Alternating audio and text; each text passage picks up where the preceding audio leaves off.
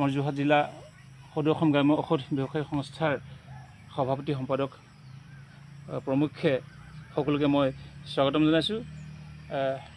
প্ৰথমতে মই আপোনালোকৰ আগত যিহেতু আমাৰ সদস্যসকল ইতিমধ্যে বিগত বহু বছৰ ধৰি এই সংস্থাৰ লগত জড়িত হৈ আছে, তেখেতসকলে সকলো কথা গম পায়। কিন্তু আমাৰ যিসকল আমাৰ এই নাগাজাংগা বাহনিক আঞ্চলিক ভাষাৰ ভকত বৈষ্ণৱ, তেখেতসকলৰ আগত মই সদৌ অসম গ্ৰাম্য ঔষধ ব্যৱসায়ী সংস্থাৰ হৈ কিছু কথা ক'ব বিচাৰিছোঁ। সদৌ অসম গ্ৰাম্য ঔষধ ব্যৱসায়ী সংস্থা হৈছে এটা অৰাজনৈতিক সংস্থা। এই সংস্থাই বিগত সময়ছোৱাত বিভিন্ন ধৰণৰ সামাজিক কাম কৰি আহিছে।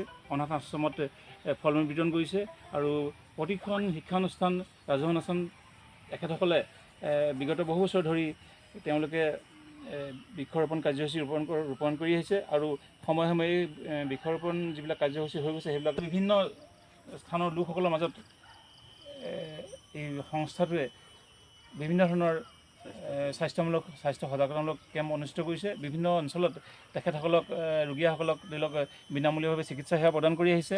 লগতে যি ঔষধ পাতি তেওঁলোকেও সেইবিলাক যোগান ধৰি আহিছে। গতিকে অতি প্ৰশংসনীয় কাম কিছুমান কৰি আহিছে।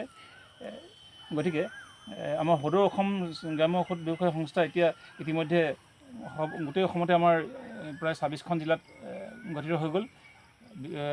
যোৱা বছৰ আমাৰ যোৰহাট জিলাতো আমাৰ কেন্দ্ৰীয় সমিতি হৈ আমাৰ যোৰহাট জিলাতে প্ৰতিষ্ঠা দিৱস পালন কৰা হৈছিলে।